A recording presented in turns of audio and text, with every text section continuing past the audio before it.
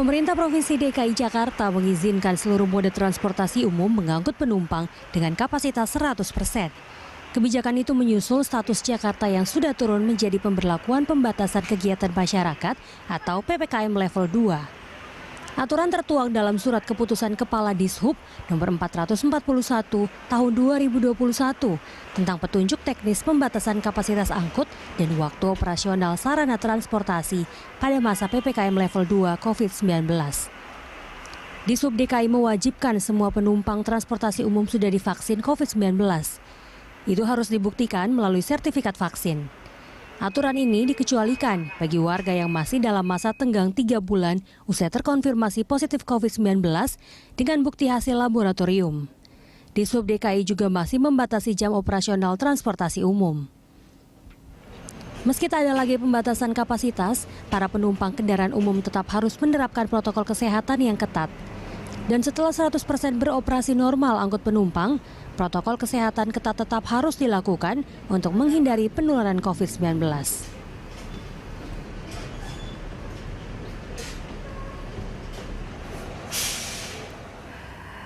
Pemirsa, DKI Jakarta sudah memasuki PPKM level 2. Kini semua angkutan umum mulai dari bus Transjakarta hingga taksi online bisa mengangkut penumpang hingga 100% kapasitas moda transportasi masing-masing.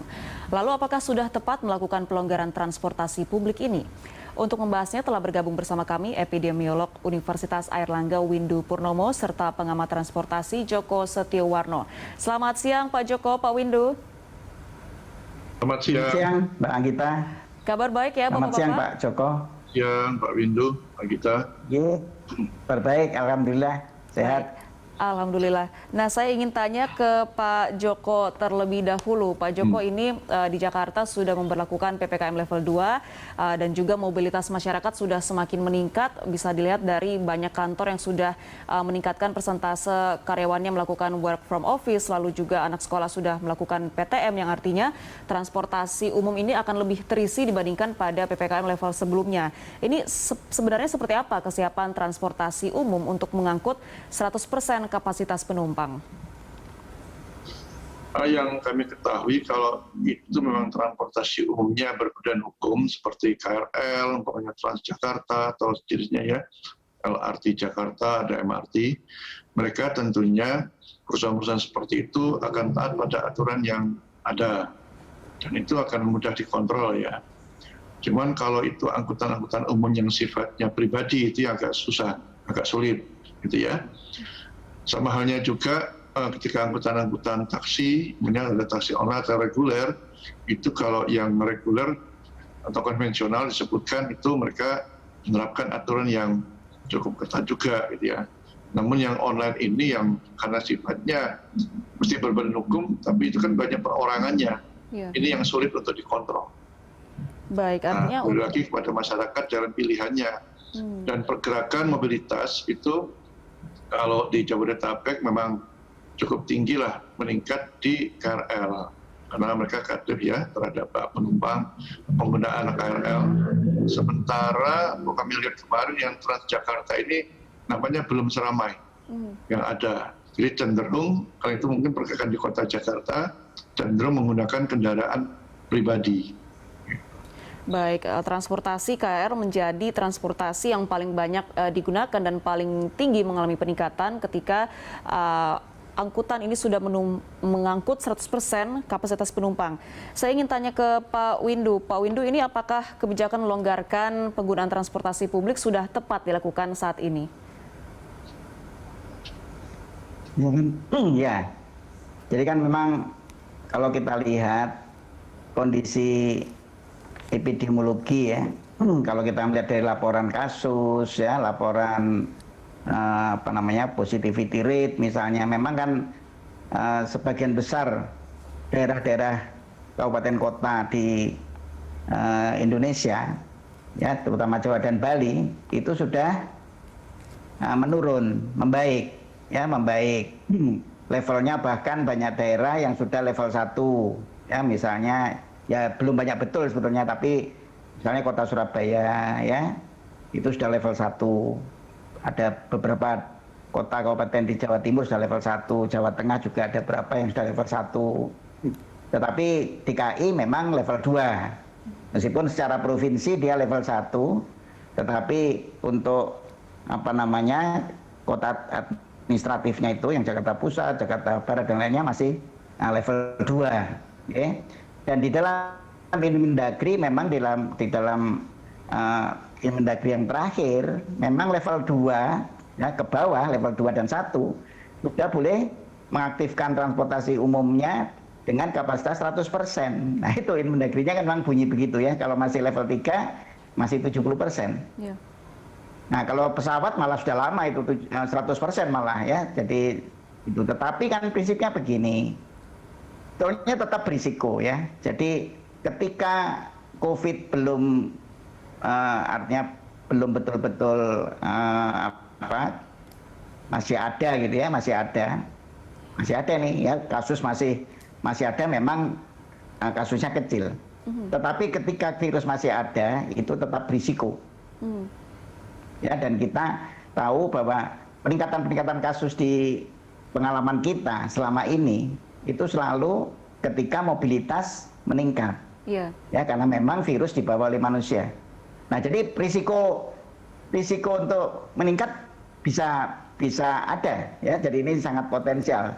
Cuma kan prinsipnya adalah meskipun mobilitas itu meningkat, dan ini di hampir semua kabupaten kota dan provinsi sudah meningkat ini memang ya, yang rekreasi ke taman ya, ke kantor ini sudah meningkat semua dibandingkan baseline.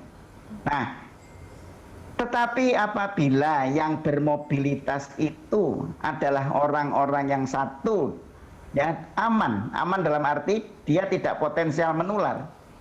Ya, jadi tapi harus ada buktinya ya, bahwa dia memang tidak positif dan tidak sedang menjadi kontak erat. Itu pertama ya. Kemudian yang kedua, orang itu bisa dipastikan sudah terlindung ya, minimal dengan vaksinasi 1 dosis. Sebetulnya nggak ada masalah gitu.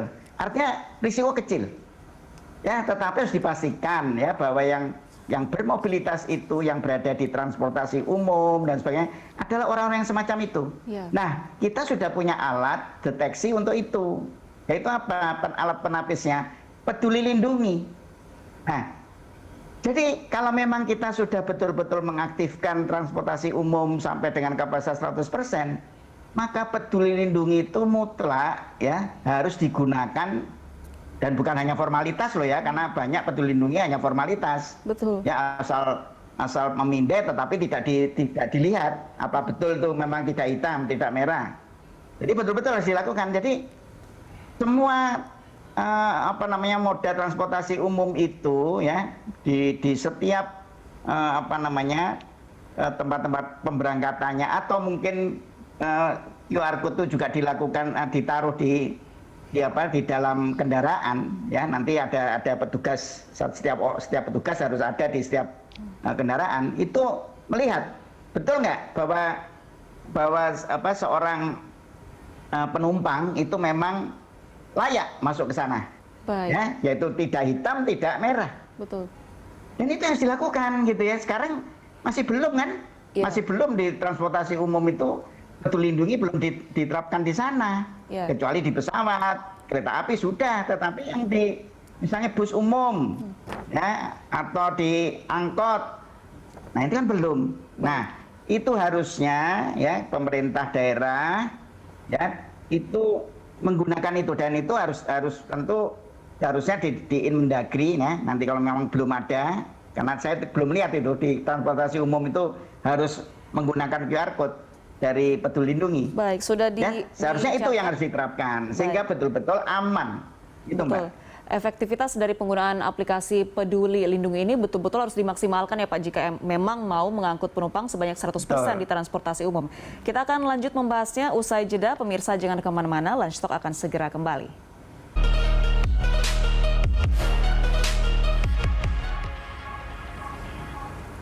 Ya, kita lanjutkan dialog kita siang ini masih bersama dengan pengamat transportasi Joko Setiowarno dan juga epidemiolog Universitas Airlangga Windu Purnomo. Saya ke Pak Joko terlebih dahulu. Pak Joko, seperti yang Anda sebutkan di segmen sebelumnya tadi, transportasi umum yang mengalami peningkatan paling banyak itu akan menjadi transportasi umum KRL. Mengingat juga banyak mobilitas masyarakat yang keluar masuk dari daerah penyangga DKI. Nah, ini bagaimana seharusnya tanggung jawab dari petugas transportasi umum untuk memastikan protokol kesehatan itu tetap bisa diberlakukan, Pak? Ya, setahu saya kalau di KRL ini agak lebih ketat ya. Lebih ketat untuk KRL. Cuman untuk yang transportasi darat menggunakan bis, ini masih banyak kelonggarannya. Ya, apalagi angkot-angkot gitu ya, bis antar kota dalam provinsi, antar provinsi ini memang masih cukup berat, masih banyak celahnya. Ketika bis itu dilakukan pengetatan juga, ini beralihnya justru yang jarak jauh ini banyak menggunakan angkutan umumnya ilegal, tarifnya menjadi naik. Ya, jadi kita tidak hanya bicara Jakarta, di daerah juga sama seperti itu. Ini satu hal yang dilematis ini. Ya, ketika diketati, angkutan ilegalnya yang menjadi marak. Ya, ini perjalanan terutama yang cukup banyak ini kan angkutan ilegal itu yang menuju Jabodetabek, itu cukup tinggi. Ya, nah ini memang satu titik lemah yang harus diperbaiki, dan sebenarnya kalau lihat di terminal-terminal itu yang tipe A umpamanya, memang di sana sudah ada kewajiban untuk tes rapid antigen disediakan lah, ya. Juga di penyeberangan. Nah, penyeberangan itu untuk yang penumpang biasa itu diwajibkan, namun termasuk pengemudinya. Namun kalau yang angkutan barang ini tidak ada kewajiban. Ya mestinya kewajibannya itu sama. Ya, sama dalam arti kalau memang mereka tidak membayar, pemerintah yang membayar. Ya, ini yang terjadi untuk angkutan penyeberangan. Gitu. Jadi ini memang terutama di darat, terutama untuk jalan. Tapi kalau untuk kereta api, entah itu yang perkotaan, antar kota, saya kira sudah banyak mengikuti aturan yang sudah ada. Baik. Nah, ini Pak, dengan melihat juga di DKI Jakarta aturan ganjil genap kembali diberlakukan atau diperluas wilayah jangkauannya. Artinya akan semakin banyak masyarakat yang memilih menggunakan transportasi umum. Ini artinya memang dari pemerintah daerah, baik itu melalui Dishub dan juga Satgas Covid, harus lebih mengetatkan ya Pak untuk penerapan protokol kesehatan di transportasi umum yang cenderung atau banyak mengangkut penumpang itu. Ya, saya kira tadi di transportasi umumnya yang bis ya, KRL kita sudah tahu karena muridnya perusahaannya cukup ketat. Yang bis ini yang sebenarnya memang harus ditambah jumlahnya, ya, atau ya tadi pengetatan juga. Tapi sampai hari ini kita belum melihat itu. Ya, bagaimana caranya penumpang itu naik bus dalam kondisi mungkin sudah ada deteksi untuk tadi Pak Windu katakan peduli lindungi itu bisa digunakan, gitu kan. Kalau kereta sudah ada seperti itu. Nah, ini yang di sini yang belum. Saya nggak tahu apakah Transjakarta nantinya akan menggunakan itu. Kalau itu mau digunakan jauh lebih baik.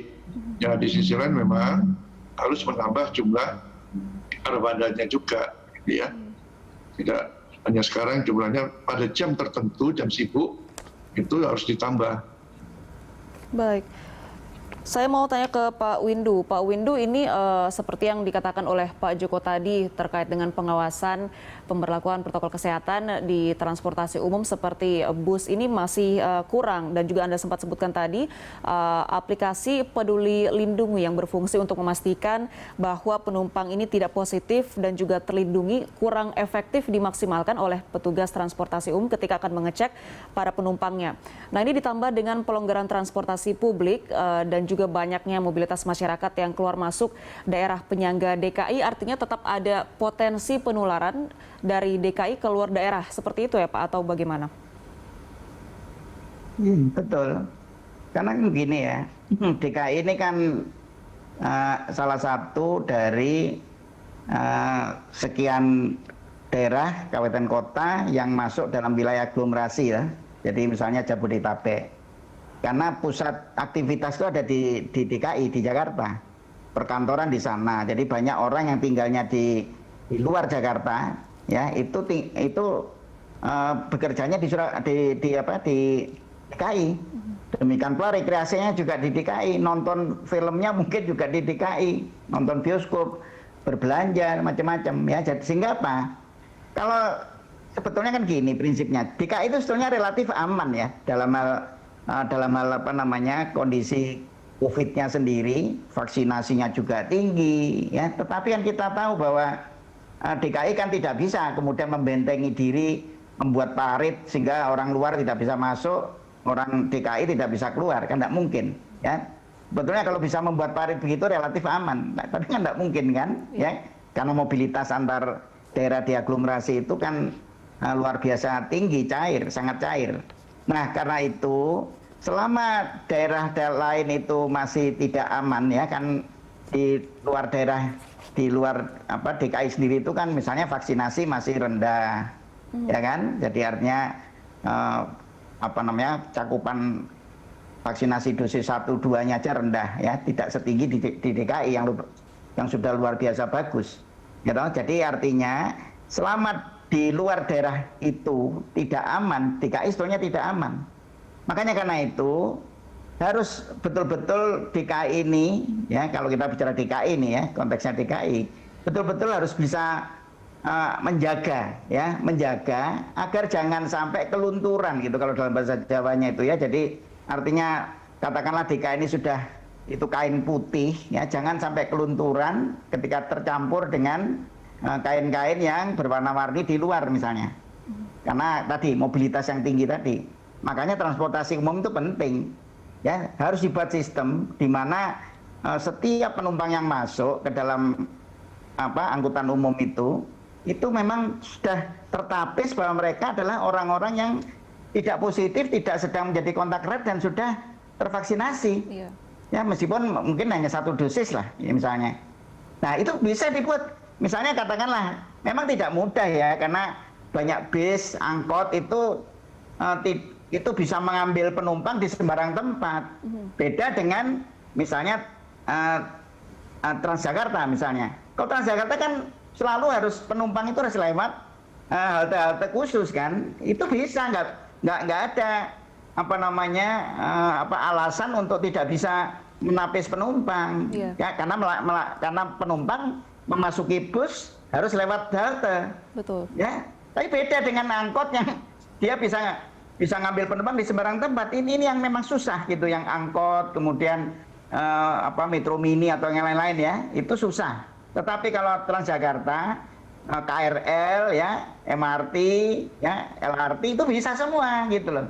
Jadi kita mulai dari sana ya, agar paling tidak mengurangi risiko itu gitu. Jadi tidak ada alasan itu tidak bisa dilakukan. Betul. Ya, karena mereka harus melewati gate-gate yang memang bisa diawasi gitu. Baik. Itu Mbak. Baik, kita akan lanjutkan dialog kita di segmen ketiga usai jeda. Pemirsa jangan kemana-mana, kami segera kembali.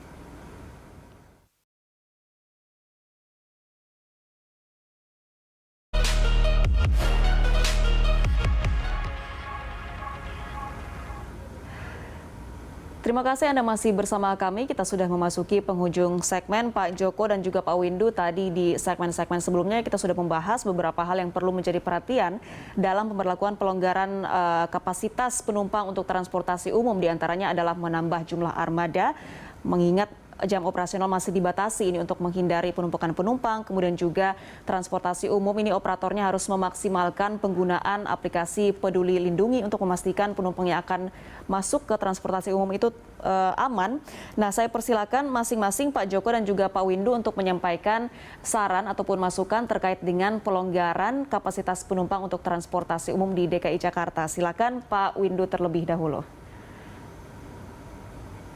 Ini begini, kan pemerintah sudah membuat regulasi yang memang di sana melonggarkan transportasi umum ya di daerah-daerah yang memang levelnya sudah terutama di level 2 dan 1. Nah, sekarang sebagian bola itu sebetulnya ada di masyarakat Ya, jadi artinya masyarakat juga harus pandai-pandai ya. Jadi artinya begini, mereka tentu perlu mobilitas lah ya, karena sekarang gerak ekonomi tentu tidak bisa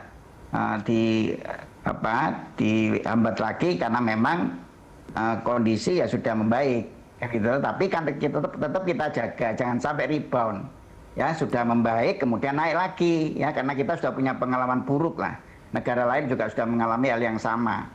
Nah, jadi artinya begini, masyarakat itu harus tahu ya, artinya gini, kapan mereka memilih transportasi umum itu, waktunya juga gitu ya. Jadi pilihlah yang bukan di jam-jam sibuk lah. Baik. Supaya merata gitu ya.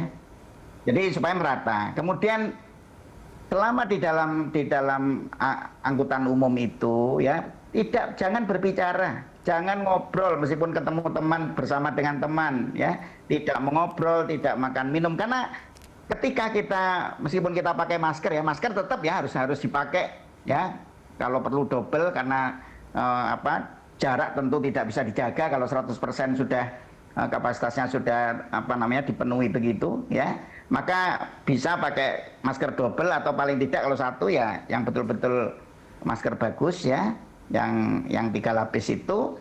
Jangan sekali membuka karena makan minum ya, ngomong itu jangan ya.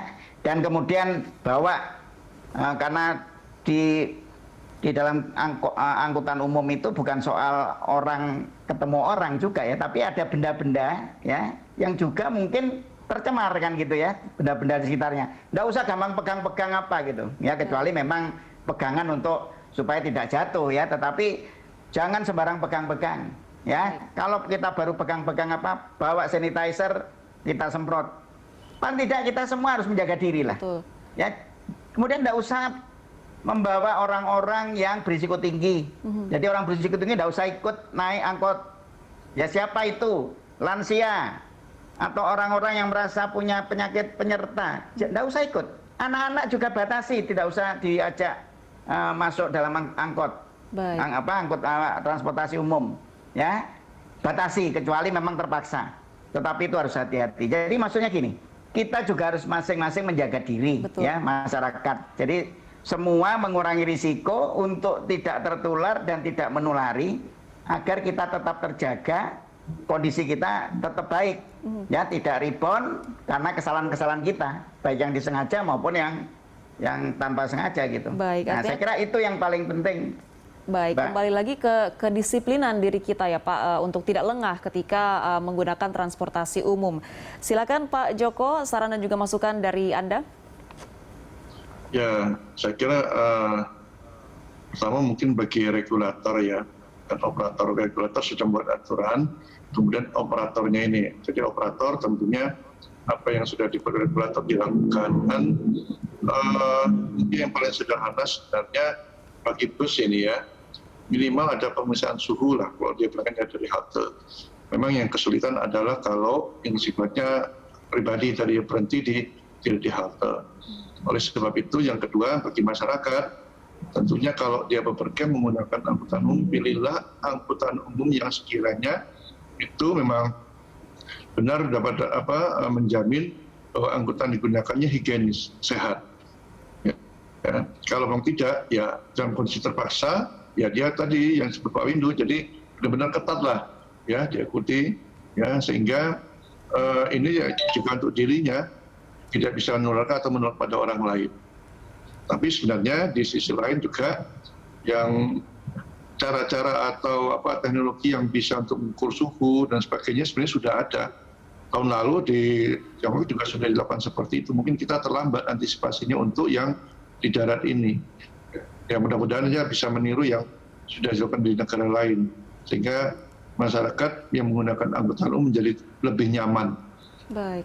Baik, kita harapkan pengawasan dan juga kesadaran diri dari masyarakat ketika menggunakan transportasi umum ini bisa berjalan dengan baik ya, sehingga tidak terjadi seperti apa yang Pak Windu katakan tadi, rebound dari kasus COVID-19. Baik, terima kasih banyak Pak Joko dan juga Pak Windu sudah berbagi informasi bersama kami siang ini. Salam sehat selalu. Terima kasih. Tadi mencoba. Ya pemirsa, jangan kemana-mana, Lunch Talk masih akan kembali dengan informasi lainnya. Tetaplah bersama kami.